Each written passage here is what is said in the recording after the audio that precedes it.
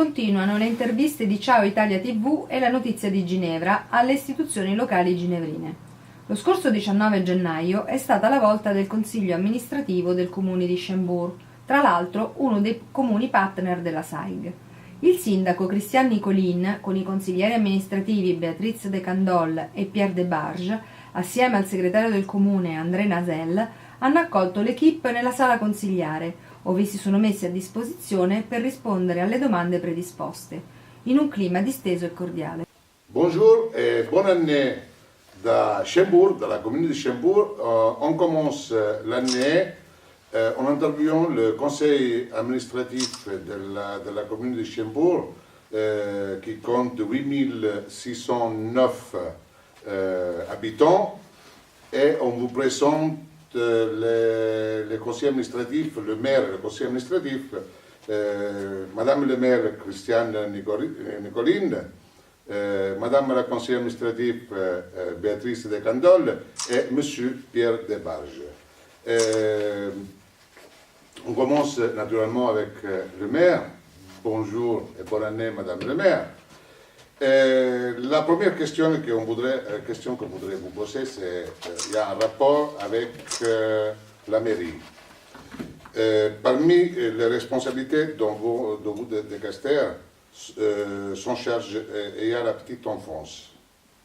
Pourriez-vous nous faire un point de la situation sur ce de Caster qui est très important de chaque commune? Alors, bonjour monsieur, bonne année à vous également.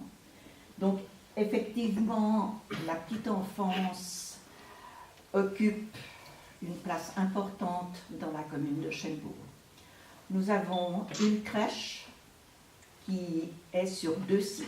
Le site de la Mauresque avec 40 places et le site du Gothard avec 60 places.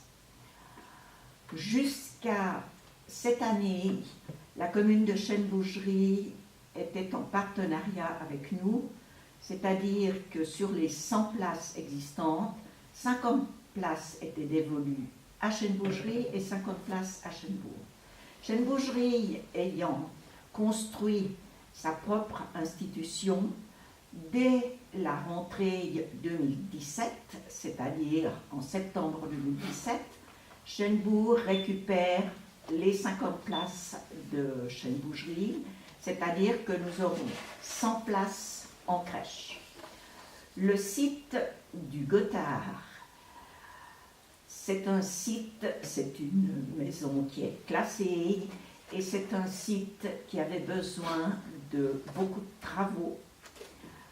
Le conseil administratif a donc décidé d'ouvrir en remplacement de ce site, une nouvelle structure plutôt que de mettre de l'argent pour restaurer quelque chose qui n'est pas très pratique, avec des escaliers et des petites pièces. Et là, ce site va être transféré à la rentrée 2018 à la rue Payonnet. C'est un immeuble neuf, c'est le rez-de-chaussée de cet immeuble qui sera beaucoup plus pratique, soit pour le personnel, soit pour les enfants. Nous avons également sur Chêne-Bourg 2 petites institutions, c'est-à-dire jardin d'enfants, garderie, qui ont pour les 2 60 places. Ce qui veut dire que nous avons 160 places sur la commune de Chêne-Bourg. Bien. Je pense qu'ils vont être encore plus nombreux l'année prochaine, ou bien dans les années à venir. Ça, je l'espère pour vous. Madame De Candolle, la majorité de vos départements a pour tâche de maintenir l'esthétique de la commune, c'est le visage, disons, de la commune de Chêne-Bourg. L'une des priorités est le reménagement de l'avenue de Bel-Air. Comment pensez-vous de gérer ces travaux?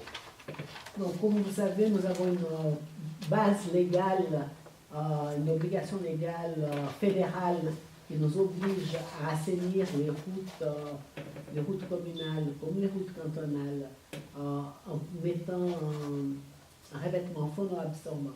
Nous allons profiter de cette obligation à laquelle nous devons nous tenir, de réaménager et repenser toute l'avenue de Bel-Air.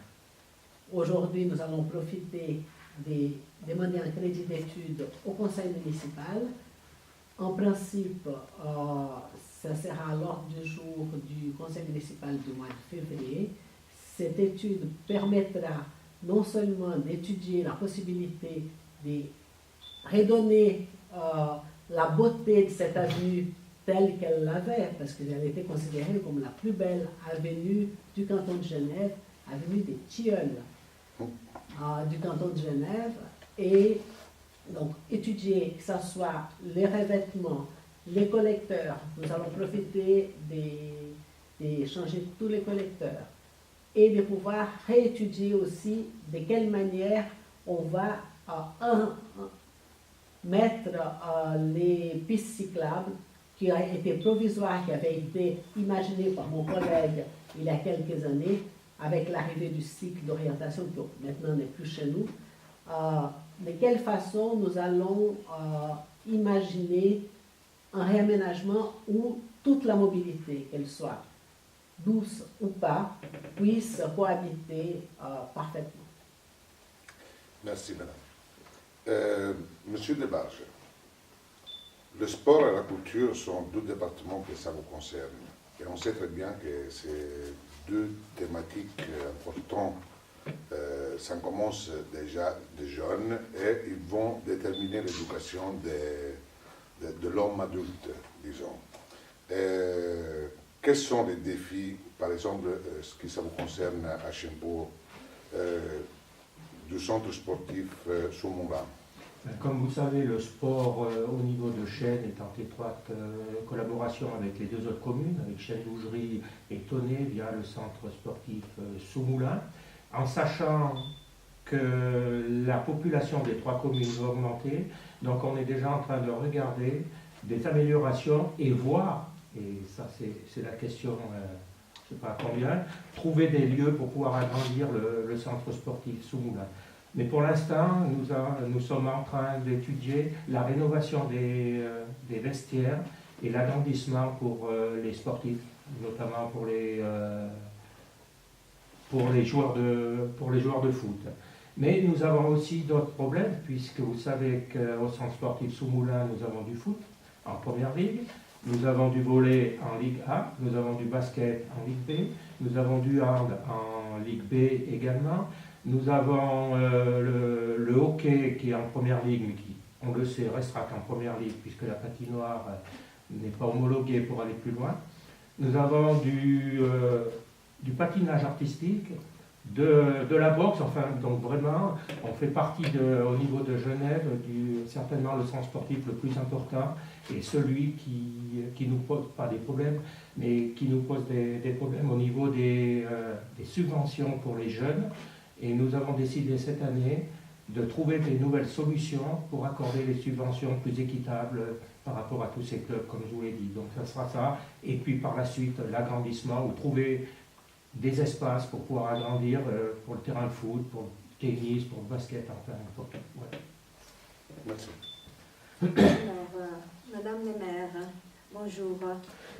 Votre dicastère s'occupe ainsi des finances de la commune de Chembourg. Quel est l'avenir des finances communales en lien avec le développement urbanistique de la commune?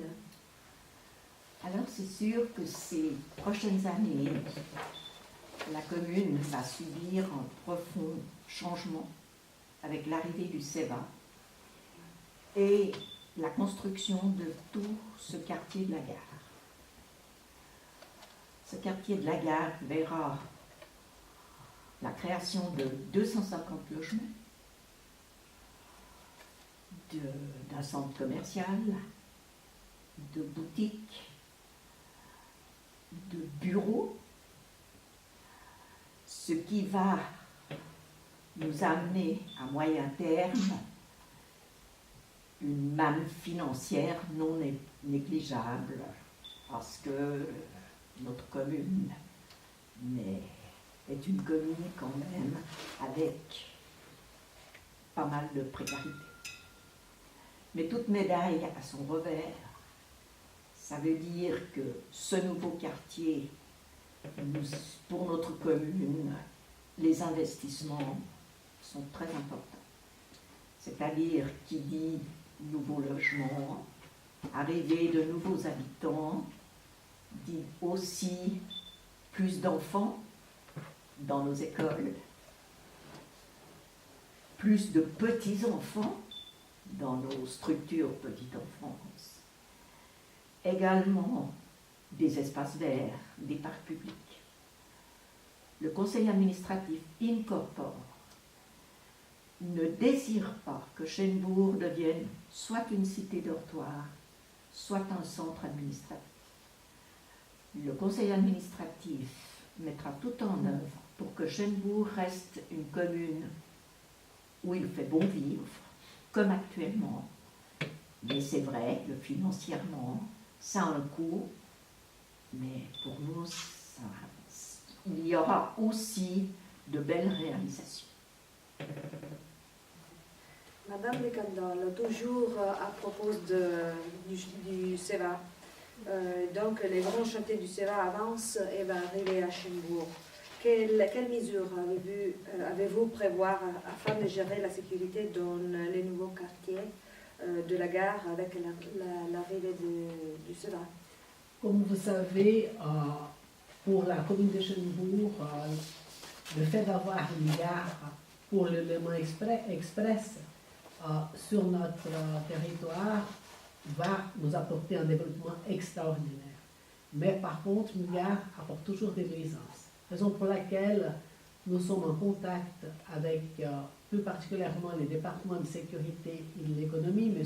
Pierre Model, le conseiller d'État, ainsi qu'avec l'état-major de la police cantonale et plus particulièrement le major Luc Brock, pour imaginer en amont, avant que la gare s'ouvre,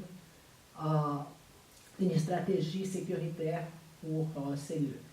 L'idée, ce que nous proposons aujourd'hui, c'est de pouvoir avoir un poste de la police de sécurité sur place et en même temps, la commune de Chênebourg ouvrirait un poste pour la police municipale conjointement avec la police cantonale.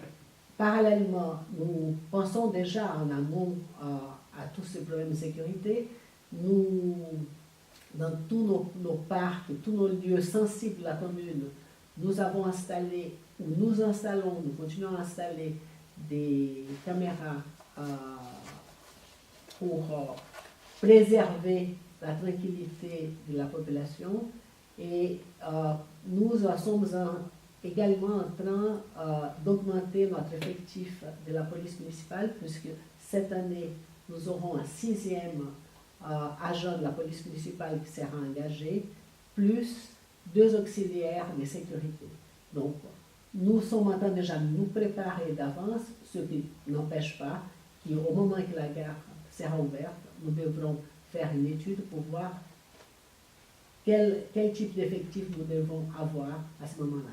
Je dois dire que c'est un projet extrêmement important pour notre commune, mais pas seulement pour tout Tarvelac, pour les 3 chaînes, parce que n'oubliez pas, la gare de Chênebourg, c'est la première gare, c'est une gare douanière en arrivant de la France.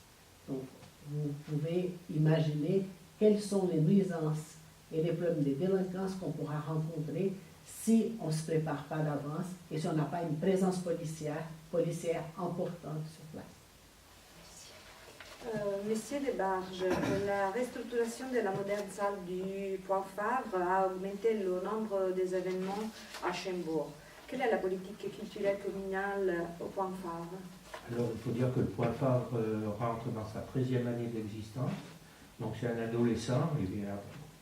Qui dit adolescence dit des problèmes.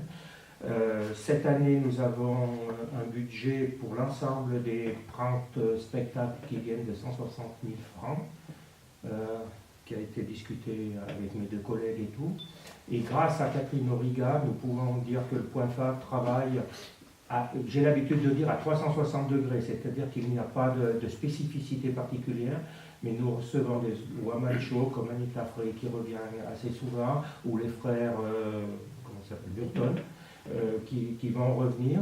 Mais nous avons aussi du théâtre, nous avons également des films pour la jeunesse, donc les mercredis, Et ça commence à bien rendre, puisque nous avons à peu près une centaine de parents qui viennent avec leurs enfants. Nous avons aussi de la danse. Donc le point phare, c'est vrai que c'est une salle qui nous permet de répondre à la demande de la population. Maintenant, en moyenne, depuis quelques années, nous avons en gros entre 100 et 120 spectateurs par spectacle, donc c'est très positif. Et comme je vous ai dit, beaucoup de gens aiment à revenir au parc. Merci beaucoup, merci à vous, conseiller administratif de la commune de Chembourg. On a bien réceptionné vos émotions dans la passion que vous mettez dans votre travail de politicien de cette commune. On le répète, c'est 8609. Je n'oublie pas le 9, et c'était Carmelo Vaccaro et Alessandra Testaguzza avec la commune di Chembourg pour Ciao Italia TV e la notizia di Ginevra. Terminate le interviste, l'equipe composta da Carmelo Vaccaro, Alessandra Testaguzza, Riccardo Galardi e Gino Piroddi è stata invitata a recarsi nella sala adiacente per partecipare ad un aperitivo preparato per l'occasione e gentilmente offerto dalle autorità comunali.